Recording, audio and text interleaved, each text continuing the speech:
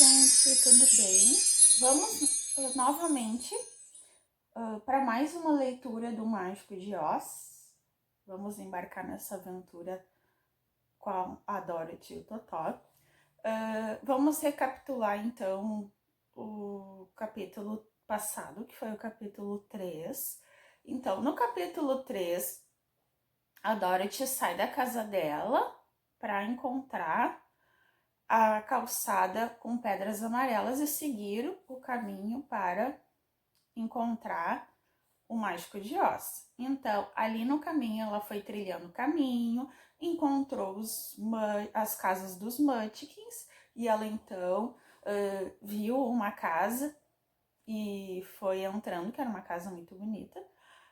E então ela foi entrando e tinha lá uma festa e ela então jantou, dormiu lá nessa casa do Munchkin, descansou, na verdade, para no outro dia ela continuar trilhando o caminho das Pedras Amarelas para encontrar o Mágico de Oz.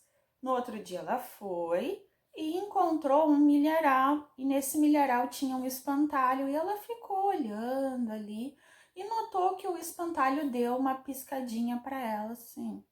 Ela achou que tava, será que eu tô vendo coisas, né? E então ele novamente, daí ela foi lá, conversou um pouquinho com o espantalho, tirou ele lá de cima, né? Ele pediu para ela tirar ele dali, daquela estaca. Os dois começaram a conversar. Ele disse que ele gostaria de ter cérebro, que ele não queria ser burro, entre aspas, né, gente? Então, ele não queria ser assim, não queria ser tolo, né? Ele queria ter um cérebro para ele poder se lembrar das coisas. Então, ela disse que estava indo para encontrar o Grande Oz e que então, se ele quisesse, ele poderia ir junto com ela, porque talvez o Oz ajudaria, e se não ajudaria, também ele não ia perder, né, muita coisa, digamos assim, tá? Então, vamos lá então ver como é que foi esse caminho deles, né? Então, a gente vai então hoje pro capítulo 4, a estrada pela floresta. A gente vai ver o caminho que a Dorothy, o Totó e o Espantalho vão trilhar, ok? Vamos lá então. Algumas horas mais tarde, a estrada começou a ficar mais acidentada e era difícil caminhar, a ponto de o espantalho tropeçar várias vezes nas pedras amarelas, que agora eram muito irregulares. De fato, às vezes vinham pedras quebradas ou faltando, deixando buracos que Totó saltava e Dorothy contornava. Mas o espantalho, como não tinha cérebro, andava sempre em frente e, portanto, pisava nos buracos e caía de cara nas pedras duras. Mas ele nunca se machucava. E Dorothy punha-o em pé de novo, e ele ria com ela do seu desajeitamento. As fazendas ali não eram nem de longe tão bem cuidadas quanto as anteriores. Havia menos casas e menos árvores frutíferas, e quanto mais eles avançavam, mais lúgubre e solitário ficava o país. Ao meio-dia, sentaram-se à beira da estrada perto de um pequeno riacho, e Dorothy abriu a cesta e tirou um pouco de pão. Ofereceu um pedaço ao espantalho, mas ele recusou, né? O que será? Nunca tenho fome, disse, o que é uma sorte, porque minha boca é só pintada, e se eu abrisse um buraco nela para poder comer, a palha do qual sou recheado iria escapar, estragando o formato da minha cabeça. Dorothy viu na hora que isso era verdade, então apenas assentiu e continuou comendo seu pão. Conte-me alguma coisa sobre você e o país de onde você vem, disse o espantalho quando ela terminou seu almoço. Então, ela lhe contou tudo sobre o Kansas, sobre como tudo era desolado e como tinha sido carregada pelo ciclone até aquela estranha terra de Oz.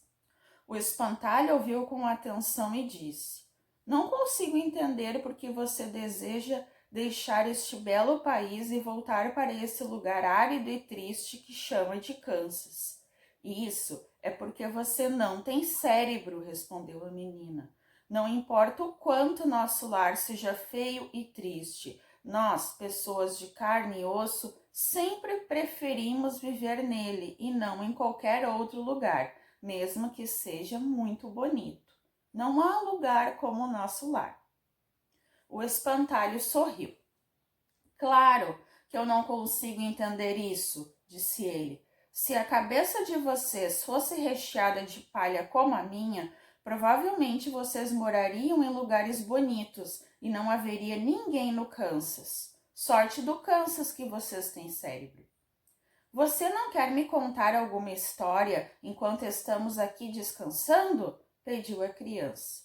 O espantalho olhou-a envergonhado e respondeu: Sabe, eu existo há tão pouco tempo que na realidade não sei nada de nada. Fui feito anteontem.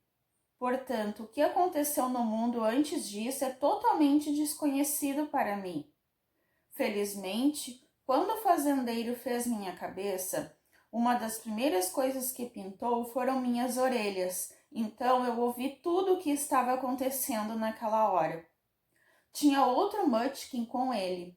E a primeira coisa que eu ouvi o fazendeiro dizer foi: O que você achou dessas orelhas? Não ficaram muito bem desenhadas, respondeu o outro. Não importa, disse o fazendeiro. São orelhas do mesmo jeito. O que era bem verdade. Agora vou fazer os olhos, disse o fazendeiro. Então, ele pintou meu olho direito e assim que ficou pronto, me vi olhando para ele e para tudo à minha volta com muita curiosidade, porque foi minha primeira visão do mundo. Ficou um olho muito bonito, observou Munchkin, que estava com o fazendeiro. O azul é a cor perfeita para os olhos. Acho que vou fazer o outro olho um pouco maior, disse o fazendeiro. E quando o segundo olho ficou pronto, eu conseguia ver muito melhor do que antes. Depois, ele pintou meu nariz e minha boca, mas eu não falava, porque naquela época não sabia para que servia a boca. Eu me diverti vendo os dois fazendo meu corpo e meus braços e pernas, e quando finalmente prenderam minha cabeça no lugar, fiquei muito orgulhoso, porque achei que era um homem tão bom quanto os outros. Esse nosso amigo aqui vai assustar os corvos direitinho, disse o fazendeiro. Ficou muito parecido com um homem. Bem, ele é um homem, disse o outro, e eu concordei com isso. O fazendeiro me pôs debaixo do braço, me carregou até o milharal e me prendeu a uma estaca alta onde você me encontrou. E logo depois, ele e o amigo foram embora e me deixaram sozinho.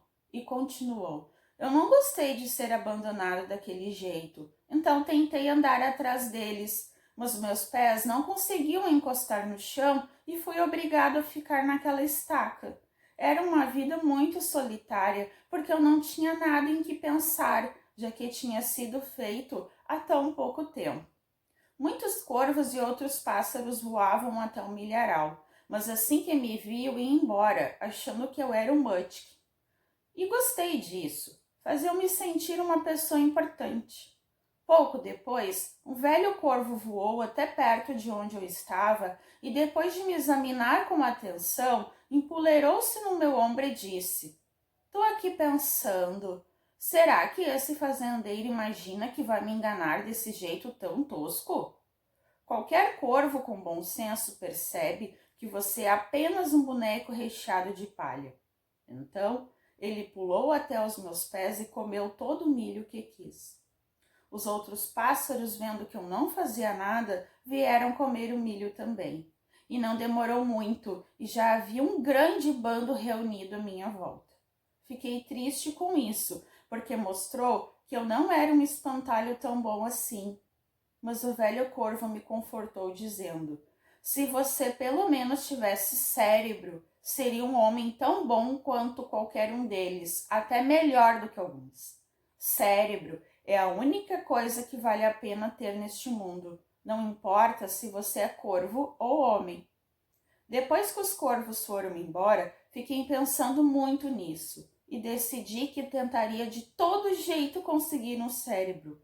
Por sorte, você apareceu e me tirou daquela estaca, e pelo que diz, tenho certeza de que o grande Oz vai me dar um cérebro assim que chegarmos à cidade das Esmeraldas.